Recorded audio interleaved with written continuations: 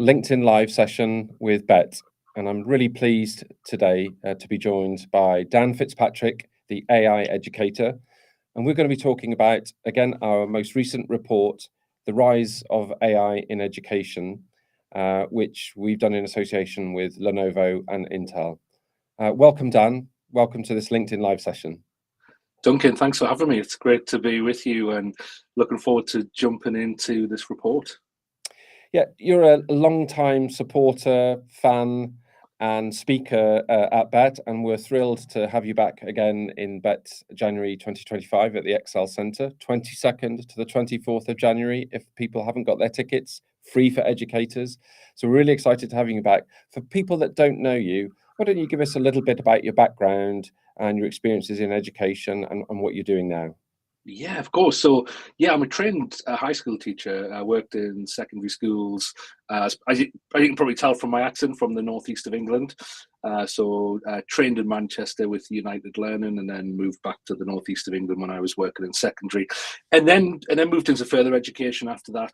In charge of digital innovation and strategy, and now I'm really privileged. I get to travel the world, work with schools, businesses, colleges, universities, helping them with AI strategy, AI integration.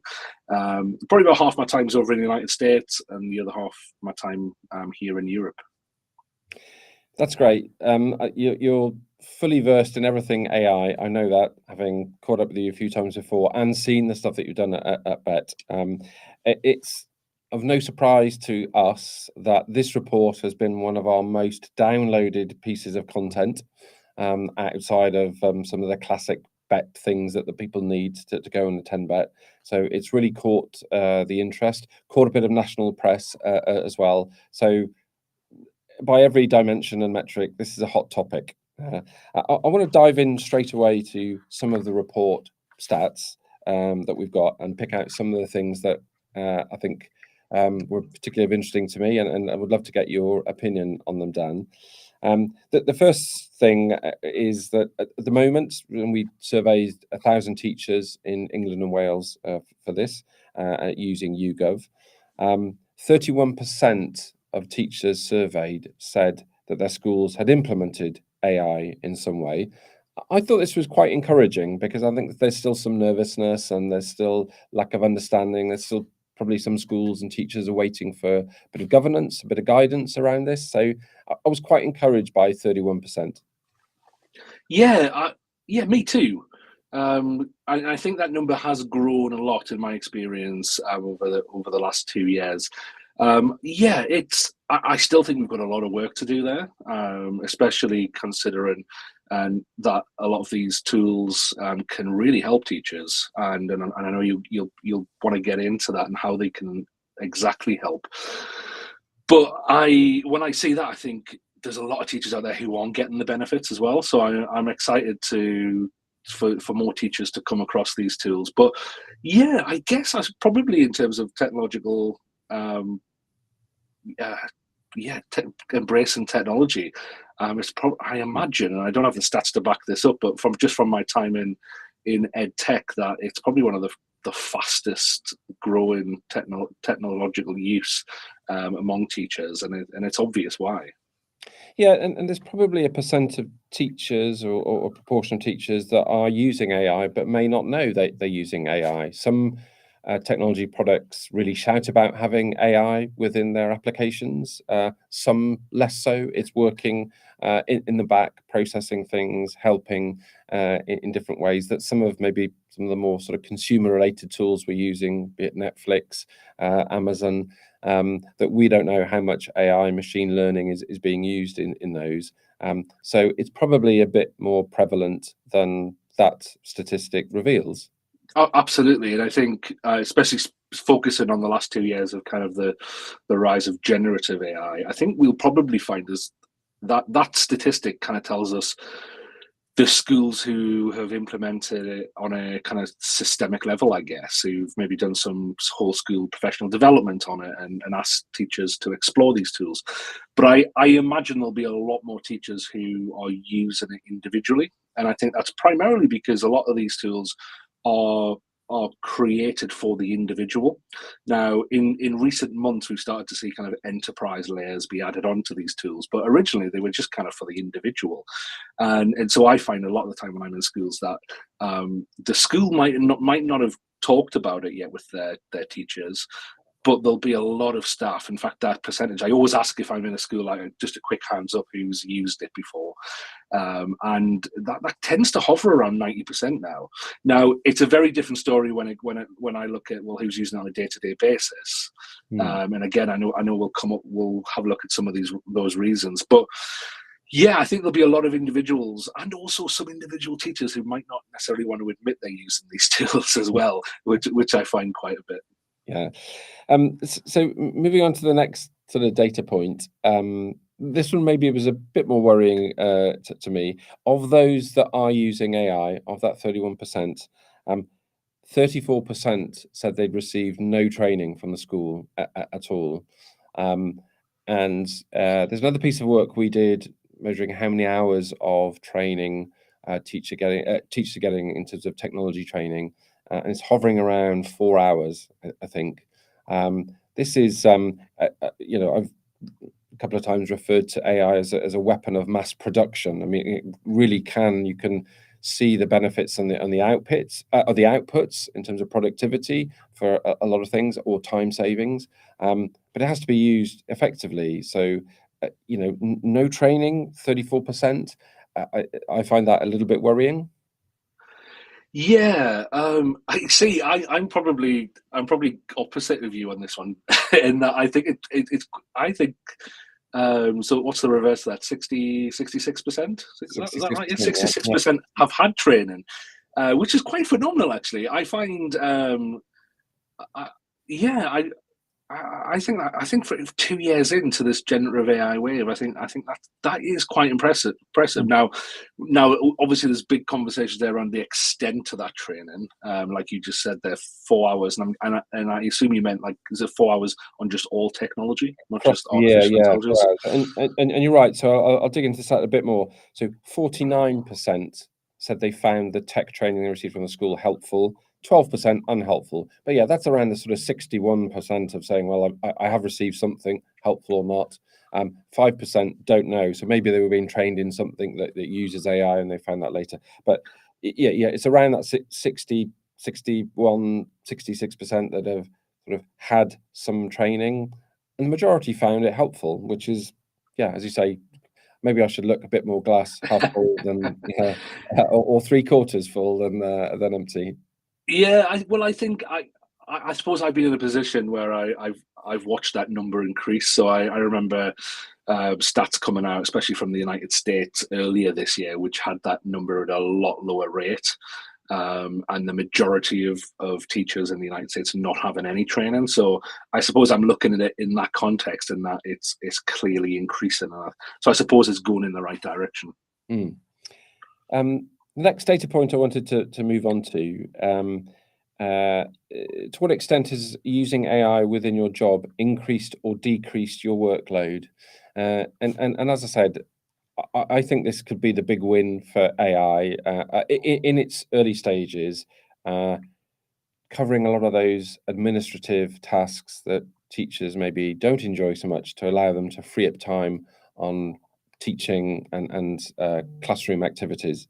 32% had said it had decreased their workload.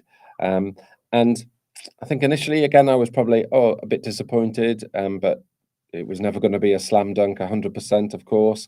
And maybe I should be more positive that in its infancy, it's already showing signs of decreasing workload for teachers, which has to be a massive objective and focus for all tech providers. Yeah, it's interesting, that, because I think early on that was kind of the obvious assumption. Well, this is clearly going to save you time, because you type into it what you want and it seems to do it for you. I think kind of the world's had a chance to get over that kind of shiny new toy syndrome of, when you first use a tool like ChatGPT and it starts to write everything for you, and you suddenly started think it's making sense as well. This is amazing. This could really help me. And so the natural assumption there was, well, this is going to save me a lot of time. But I think what we then, once we put our professional teachers' hats on and actually analyze what it's coming out with, we realize that actually we've got to put some work in here as well, and it's a collaborative effort.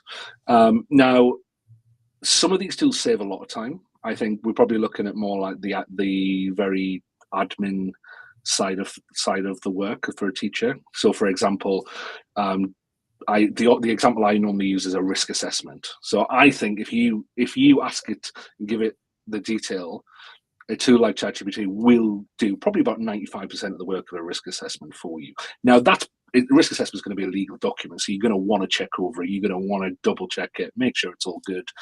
But I think it'll do a large part of that. Now, there's other things where it won't get anywhere near that. It might do 10%. It might be a lot smaller. Some maybe 40, 50%. But I think it's those kind of marginal gains added together. I think that's where we will see the biggest impact. Now, of course, you need to know how to use it well. We're dealing with a technology which kind of speaks our language now, and I think a lot of the biggest shifts is psychologically realizing that we have to communicate with these technologies now in a way that very similar to how we would communicate with our students or with our colleagues. And I think there's a lot of pressure on teachers to yeah, I mean, just in general, there's a lot of pressure on teachers. So when a new tool like this comes along, you try it out, it doesn't seem to be giving you much in return that is of a lot of quality, then we put it to the side and we go, right, well, maybe I'll come back to it another time, and we leave it. And I think we have to get into the mind shift of actually treating this as something that we have to communicate with and dig down and get more out of. Initially, I suppose it's like introducing anything new. Initially, there's a bit of upfront cost with time, but I do believe over time, once you get used to that, it's going to help save time. But I suppose it's that catch-22, isn't it? You're going to have to put the work in to get the benefits later on, and then add that to all the other pressures and introductions that teachers are getting to new pedagogies, new ways of working, new admin tasks. It's one of many things. So it doesn't surprise me so much, that statistic, but it's great to see a good chunk of teachers getting to grips with it. The obviously it's sort of it goes without saying on this LinkedIn Live, please do send in questions. We've got some questions coming in already. The first question that comes in is from Jay Makwana, who works at the Winnipeg School Division. He's curious to know how many teachers are using artificial intelligence. And the one question that Jay gets asked a lot is, how ethical is it for teachers to use AI if we're not allowing students to use it?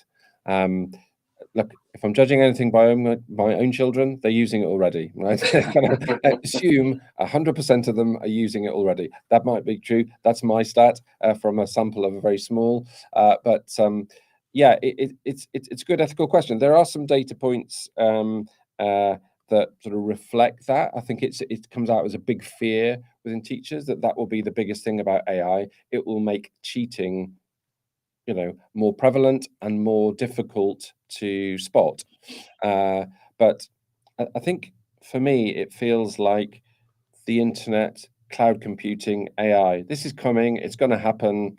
Find a way of embracing it and using it, and yeah, assume that because of its prevalence over time and the speed of its development, children are going to be using it. Yeah, I think you're right there, and it's not how do we stop them from using it, it's how do we make them aware of it first of all, and help them to use it to their benefit. I suppose like any technology, it can have negative sides, it can have really positive sides, and it's how do we equip them to use it for the positive. I think it's a good question. I hear it a lot about, well, almost like it's like a hypocritical thing. Well, teachers are using it, but we're not allowing students to use it. I can see why. There's a lot of things in schools that we allow teachers to do that we don't allow students to do, because teachers and students have got very different roles within a school environment. But I think there are ways, and there are safe ways that we can our teachers can use it, and they can use it with students to help them with their studies and their work.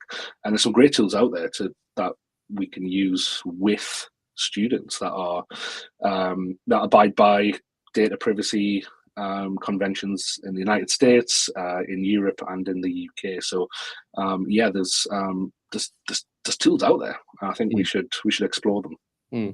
Yeah, I wish I could remember the statistic, not from this report, but from a recent interview I did with a school leader from India, and they did some analysis, and they were really surprised that actually the students, no, we don't want to use AI. We generally want to do this properly and learn and not cheat. And I think there's an assumption that yes, it will be used a lot with children, and yes, they'll use it for cheating, and students will sort of exercise those behaviours. That might not be the case.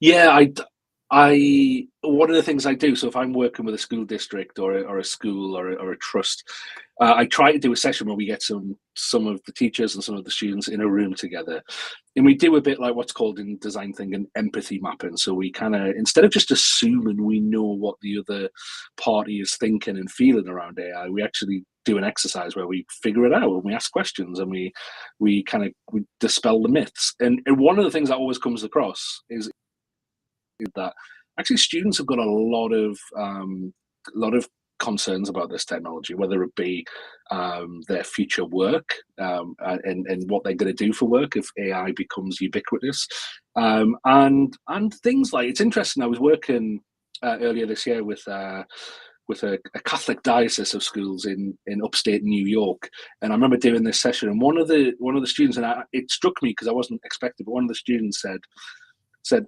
they don't like ChatGPT because it's so open, and so like when they ask it for help with their work, it'll try and do the work for them. It will go off in many different directions, and they were asking, almost pleading with the school, with the teachers in the room, could we have an AI that will assist us but not give us the answers? And I thought that was it was quite a profound thing to say, that actually our students do care about learning,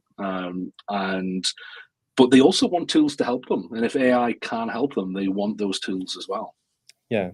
I'll revert to a few more questions before we move on, and they're coming in thick and fast. What skills, because I know you sort of get all over the world, Dan, what skills should educators focus on to developing effectively to work alongside AI?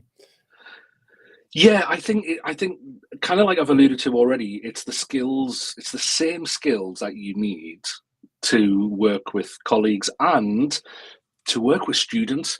Now, one of the things I always say to teachers when I'm doing a workshop with them is that you've already got the skills. And I think probably out of society, teachers have already got the most skills needed to work with AI. It's just that mindset adjustment. And I'll give you an example. So one of the great things that teachers are amazing at doing is modeling work for their students. So I remember when I was teaching, we used to use a pedagogical activity called I do, we do, you do. So you model what the student needs to do in terms of the work. Then you do it with them as a collaborative act. And then once they've learned that, you let them do it themselves. And in that way, they've learned how to do the answer through modeling.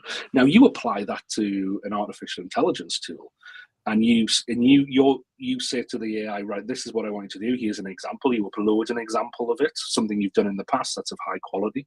Then you let it have a go, and you work with it collaboratively. It will learn from that, and then you'll get to a point where it does a much better job. It's never going to be 100%. It just doesn't work that way. You're still going to have to collaborate it. But modeling for an AI, a generative AI model, really, really works. And there's lots of different techniques that we already use for teaching, for coaching, for mentoring, that are directly transferable.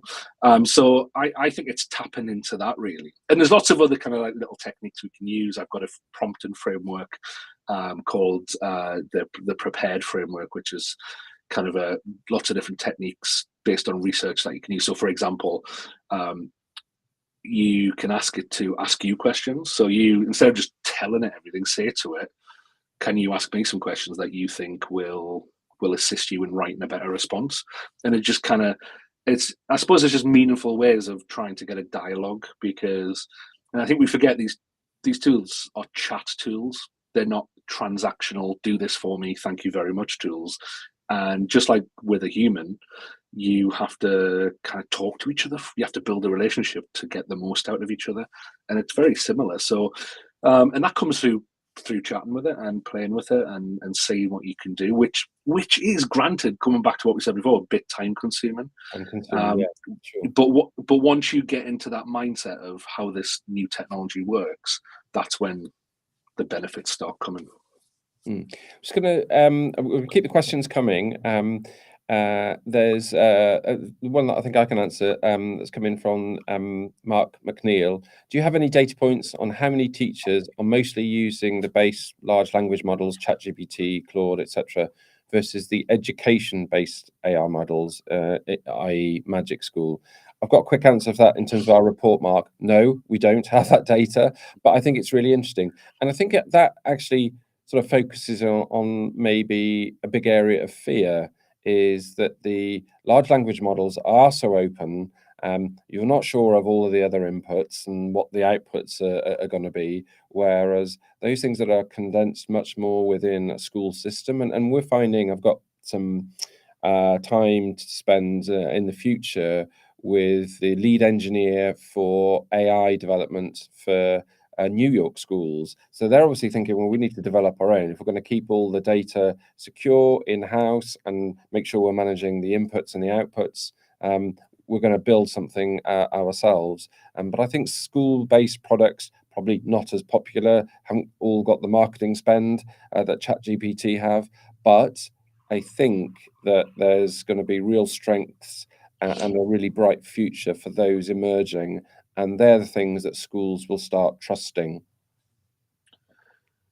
Yeah, I agree there. It's incredible just seeing the amount of innovation going on in this space at the moment. But it works differently in education, like you suggesting there, that there needs to be, I suppose, a deeper sense of trust. And there's a lot of companies who are working with teachers, they're employing former teachers, and really making sure that they are developing something that a teacher's going to want in their hands, and that students are going to want. Yeah, and I suppose like everything, like the United States leads a lot in terms of this type of thing. So there's a lot of tools coming out of the United States. It sometimes takes a bit of time for them to then become GDPR compliant because it's not their initial priority. So some of these tools might not be usable in a European, UK context, but some of them are now becoming. There's a lot just in the last few months who are now following GDPR and all of that. And yeah, there's some amazing tools out there, really are. And one of the most favorite sessions I love doing when I'm working with schools is a workshop on third-party tools, so tools that kind of on ChatGPT and Gemini, and the jaws drop really in some of these tools. And we've got some great British examples. I think you mentioned Teachmate before. There's Olex AI. There's a lot of great British innovators in this space as well who are making things even more bespoke for teachers who teach British curriculums. Yeah. Fantastic. I'll take a few more questions in a minute. One of the next sections, teachers' view on AI's potential. What's that level of confidence they have in how it's going to change their world? Thinking about AI and its likely development over the next 5 years, the question posed, AI will free up teaching time, allowing for more meaningful student interaction. 38% disagree. 27% agree. I'll put another question. AI will positively transform classroom teaching practices. Similar stats, 35% disagree, 23% agree. So there's still a bit of skepticism and uncertainty out there, but we've touched on that, and that should be expected with something so powerful, so unknown. Yeah, I think probably two main factors in there. I believe, having been a teacher and worked in kind of ed tech from the inside of education and out, ed tech is kind of overpromised and underdelivered in a lot of ways over the last couple of decades. And I don't think that's necessarily the fault of ed tech companies or schools. It's just, I think, going back to that trust question and the time limits and the focus of schools means that sometimes a lot of things get pushed out.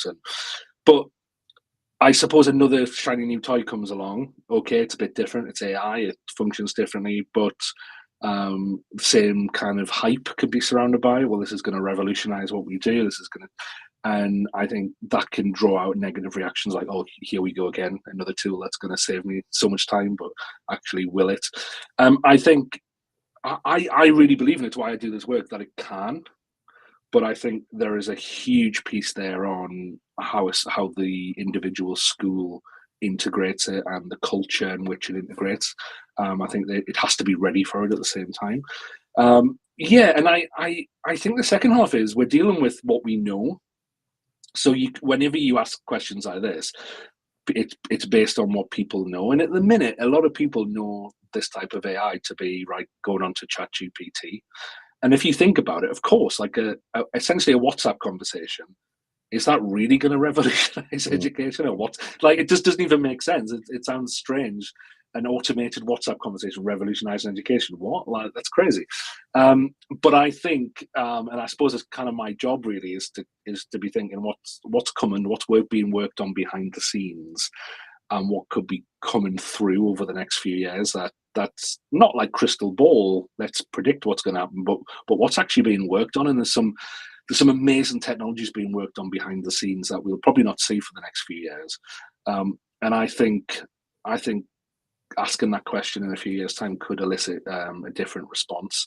And it's kind of my hope, really. I really believe that our education systems really needs to transition somewhat into that human development side of things more, and primarily because our students in a world of AI are going to need to be going to have more human skills. I mean, I've just been writing my new book, and in the introduction, I was using this study that was done. Actually, I think it was by YouGov and Kingston University, and they were surveying business leaders. I think it was 400 business leaders from the UK.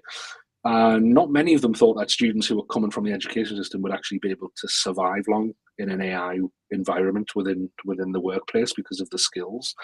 And that's not technical skills needed necessarily, it's the more human skills. So I really hope, and it's kind of why I do what I do, that these tools used in the right way will help us as an education system to work more on the human side of education. I think we desperately need it. But we have to do that with intent, I think. I think we have to actually grab this technology and go, right, this is what we want to use it for, not just sit back and go, well, I'm not going to touch it, or let's just see what happens, because we kind of did that with social media and that hasn't worked out so well.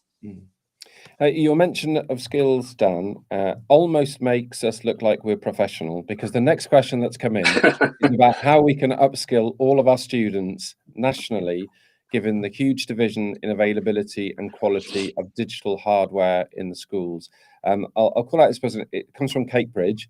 I have to say, Kate, I don't know which nation you're talking about, but if I have to assume you might be in the UK or England and Wales, I certainly look towards the 6.7 billion capital spend that the new government are talking about. I'm pretty sure, I used to be a school governor, capital spend includes ICT.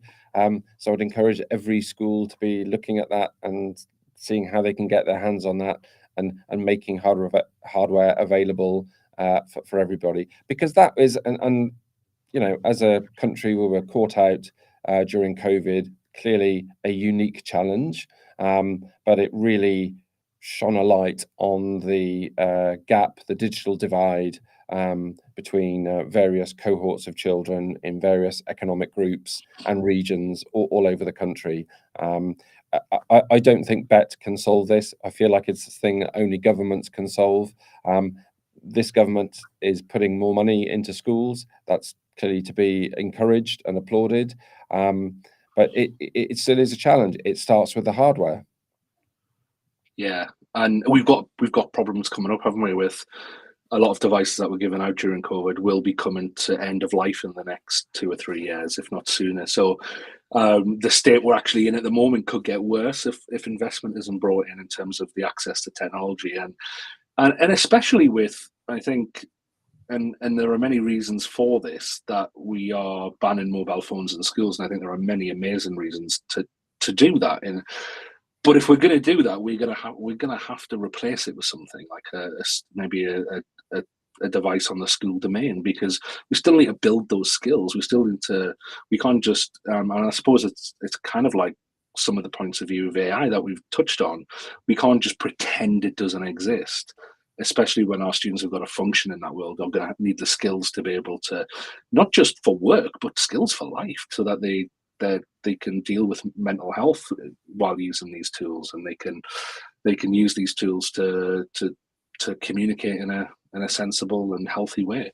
So yeah, I think it always seems to be being from England and work and being within the English education system. It always seems to be an issue that we're tackling, and we haven't seemed to have grasped it fully yet in terms of that piece around, and I suppose it comes down to, at the end of the day, digital equity, really, which again was highlighted very much so in COVID. And in fact, I read a great article today, and I can't remember, which is going to drive me crazy. It was on FE News, and it was the CEO of the digital, again, that's gone out of my head. I feel really, but I shouldn't have brought this up if I didn't know it, should I? But it was a great article anyway, about how actually digital skills for students is an equity issue. And because there are already schools out there who are training their students in these skills, training their staff in these skills, and it tends to be, in my experience, the private independent sector within our schools, because they've got a bit more leeway in terms of resources, I guess. And I think if we don't do something, especially from like a state school point of view, we could just be widening the gap there between those who have and those who don't have, and those who have the skills necessary and those who continue to not have the skills necessary, especially in a world that's automating. While you go on to whatever you're going to go on to, Duncan, I'm going to do a quick Google search, because I feel like I should name the person who wrote that. Find those two names that are so important. So the next section of the report talks about skepticism and concerns. So I'll just trot out a few stats and graphs here for the listeners to listen to. AI will make academic cheating more difficult to detect. 62% agree. Yeah, we get that. I think it will, but we shouldn't assume that all children want to cheat. And also, I think, just to follow, by the way, just before, it was Elizabeth Anderson, the CEO of Digital Poverty Alliance. Okay, it's a nice article on fenews.co.uk. But yeah, I think if that's the case, then what are we going to do about it? Are we going to just lock assessment down even further, or are we going to bring creativity to the table and think, well, how do we assess students in a way that's going to be more authentic then? Because we seem to have got it in our minds over the last few decades, maybe a few centuries, that, well, the way we do things is we teach students and then they write it down in order to demonstrate to us what they've learned. Now, why does it have to be that way? Why can't we be more creative in how students show us what they've learned and demonstrate what they've learned? And I think we're going to have to apply a bit more creativity to assessment. One of the other things on the skepticism and concerns, AI will help fill subject expertise gaps in schools. 22% agree, 49% disagree. Now, that's not clearly, but it's a big area of concern. The whole teacher recruitment and retention globally, and so we're very proud to work with HP on this and trying to address some of the macro level challenges. But it's not a career that lots of people are stepping into. And I remember working in teacher recruitment for Times Education Supplement a long time ago, and we used to talk about these sort of subjects that had skill gaps, and there were one or two. Maybe it was foreign languages, or maybe it was science then, and they've done some things with STEM related subjects to increase the number of teachers. But now I feel like it's almost every subject seems to say, oh, yeah, we've got a shortage.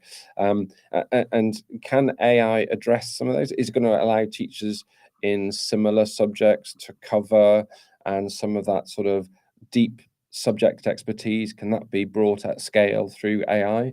There seems like 22% seems like there's a little bit of hope that schools can make this work for them. Yeah, it makes you think maybe it's not a subject issue, maybe it's an education system issue, doesn't it? And this is worldwide as well. I work a lot in the Netherlands, and they're literally having to shut down schools because they don't have enough teachers. Same in the United States. Interestingly, the anomaly seems to be Finland, and I'm sure there's probably a few more anomalies, but the one I've heard about the most, where they're literally having to cap how many new teachers come to train to be teachers every year. They have to turn a lot of people away, and I'd be interested to see why, and I think I know why, because of how teachers are viewed and their education systems are run. But yeah, I think before we, I don't think I want to sit here and say AI is going to be the solution to everything. I think probably before we even start looking at AI as a solution to teacher recruitment, we actually probably need to look at how are we treating teachers, how are we paying teachers, how are we, what kind of culture and working environments are we allowing our teachers to have? I think we probably need to focus on that primarily. Can this help? I think it could be part of an answer, absolutely. And we're already seeing some schools start to experiment with that. Yeah, let me jump in there, because well, this is probably not a demonstration of what's happening. But the next question: what parts of school life do you think could benefit from AI and other technological solutions? And I'll list a few of these in order. Again, based on 1,000 teachers, 53% see a great deal of hope and opportunity for AI within automated marking and assessments. And yeah, that's a big area. 44% in scheduling and timetabling. I mean, that used to take hours for big groups of teachers sat down around a table. Surely there are tools out there. I know there are tools out there that can do this super quick now. Yeah. I've thankfully I've never had to do that job in the school, but I know the person who has in the schools I've worked in has always been someone who you're like, especially certain months of the year, you do not talk to them because they're it's such an all-consuming job, that timetabling. But yeah, I think we are moving into the realms now where technology can start to pick a lot of this up. Really interested in the feedback. I get a lot of mixed reactions to feedback tools, because rightfully so, teachers say, well, that's our job. Like if we don't have a grasp on the feedback, then how are we supposed to prepare the students for improvement? How are we supposed to plan the next lesson? Because it all flows into that cycle. How I like to say this is, I think AI. Well, let's imagine for the teachers on the call, your head teacher says to you, right, we're going to hire someone, and that person, their job is going to be working with you directly, and it's going to be their job to produce a first draft of everything. Anything you want, whether it be feedback, administrative tasks, anything, they'll do a first draft for you. I think most teachers would probably break down and cry and go, yes, please. I mean, that would be amazing. Now, I think this is what AI does for us at the moment. I think if we learn to use it well, if we use the right tools, and two important caveats there, then this can help with a first draft. And I know, especially with feedback, it can give us an insight. These feedback tools, they take a rubric, they take a mark scheme, they look at student work, they do a compare and contrast activity, and then they give you kind of the summary of where they're hitting the mark scheme and where they're not. Amazing. But we know there's a lot more to feedback than that. There's the motivational side of feedback. There's the personal side. There's a lot more in there, and it takes a lot of teacher judgment. But as a first draft, amazing. But we're still going to want the human teacher in there to make it personal. And I think that's where a lot of these tools fit in. So I agree with the teachers in that survey who said that these are going to help, but they're not going to be a magic wand. It's going to be another tool in our arsenal to be able to help us get there maybe a bit more efficiently at the minute. And I say at the minute because I think it's really difficult to talk about AI accept from this present time, because it could all change in the next year, the next 2 years, with improvements to this technology. We've got one more question in, but we're going to wrap up in a couple of minutes. Although, to be honest, Dan, we could talk for hours about this, and I'm sure we will. We can certainly do another session maybe after BETT. I think this topic will just grow and grow, and we're very keen to keep talking, keep getting the experts in like yourself.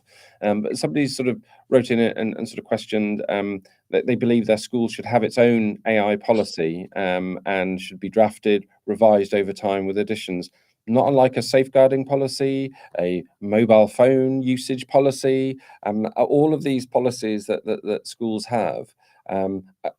Absolutely. My belief is that, yeah, this is a thing, get a policy in place quickly, but you're going to have to revisit it every year, because maybe every 6 months at the pace that AI is developing. Yeah, I agree. And I know some schools are saying, right, well, we're not going to do anything yet because we don't know, we haven't got a grasp on this technology. Some schools want to do something quickly. I come down on the side of getting something in place quickly, and if, like you say, it's not going to be the final product. You're going to have to revisit it, but your stakeholders, your students, your staff, your governors, your parents need a line in the sand at the moment. They need to know what they can do, what they can't do, and what guidance is available.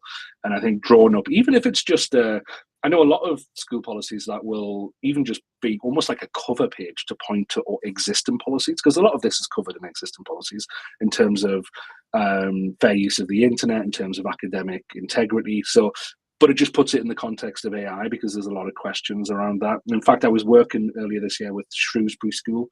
They did a great job on their policy. So if anyone's looking for like a great example of a policy, they've got a fantastic policy. But they're aware that this will be something they have to return to, and especially as the technology becomes a bit more disruptive, and I think it will. I think at the minute, and in fact, in my new book, Infinite Education, shameless plug there, but it's what it does is, what we look at is two different sides of innovation. And I think a lot of what we talked about today is kind of what we call the linear innovation. It's using tools, and it's kind of what we've always done in education with technology. We use the tool to help us with what we're already doing, and then it might help, it might not. It drops by the wayside, or becomes integrated into helping us get to our targets, our success metrics faster. I believe that this technology is going to advance over the next few years to the point where that type of innovation is going to work, but it can't be the only type of innovation we do, because I think some of the things that we do in education are going to be disrupted. They're gonna maybe be, and we're already starting to see question marks over assessment, and we've just talked about how are we going to have to change assessment in this new world. And so we need to do another type of innovation, a non-linear type of innovation, which is actually do a bit of rethinking about what kind of education system do we need in this new world? How are we going to better prepare our students? How are our teachers going to be more fulfilled? And I think we've got a bit of horizon scanning to do if we really want to transform education in this new world, because by all accounts, we're moving in a direction where AI is going to be ubiquitous, and I think we're going to have to rethink some of the things we do. Yeah, I think in terms of policies, I agree. Don't make the perfect the enemy of the good. Get something in place. You're going to have to change it very soon. Anyway, on the horizon scanning, I've got a plug, obviously. No better place to do that than BETT. You can see Dan Fitzpatrick at BETT in January 2025. Last chance to mention your book again, Dan, because you are full of most fascinating content and experiences around AI in education. So what's your book again? Thank you. It's called Infinite Education, the 4-Step Strategy to Lead and Change in an Age of Artificial Intelligence. Comes out the 6th of January. It's all around, it's around that second type of innovation that I mentioned. It's going, how do we, as a really rigid system, start to look at changing from within and rethinking what we're doing. The first half is all around the why. Why are we doing this? Why do we need to do it? Why? But what is education going to do that puts us in a position where we're going to have to rethink? And the second part is literally a practical guidebook that takes you through how to start an innovation group, how to different activities and tasks for them to do, how to influence the rest of the organization through innovation. So if you're an innovator, a school leader, or somebody who wants to be an innovator or a school leader in your environment, It's a bit of a playbook. It's the playbook I wish I had when I was doing digital strategy and innovation work in my old positions. Well, I hope you're going to bring lots of copies to BET in January, and I hope you'll be there to sign them for teachers who want to buy them. Like, we've got loads of questions coming in, picking up on some of the themes. Yeah, schools not having policies in place. This is, dangerous, heading towards disaster. Look, I don't envy the challenge for schools to put policies in place, but I do suggest, if there's some out there, learn from other schools. We'll try and get good examples of this shared, talked about at BET, to give schools the confidence to do that. Certainly, yes, lack of training when AI is implemented, or any technology is implemented, I feel like teachers are being let down by that. It only increases sort of fear, lack of confidence in using technology. And we know from the technology vendors we speak to all of the time that they want teachers to use their tech more, not necessarily buy more tech, but use the tech that they have more, unlock the functionality to make their lives and jobs better. We have lots of tech user labs at BET that do this. It's like live training with experts on the technologies that are probably in schools. So encourage, get involved, keep the conversation going. As I say, at BET every year, all the people in that room, the practitioners, the school leaders, the government policy makers, the tech vendors, they're the ones that have all of the answers. But get involved in the conversation, take part, and look, we're going to keep doing this, Dan. Thank you very much for your time. It's always a pleasure to talk to you, and always great to have you at BET, and I'm glad that we've got you again for BET in the new year. Thanks very much for your time.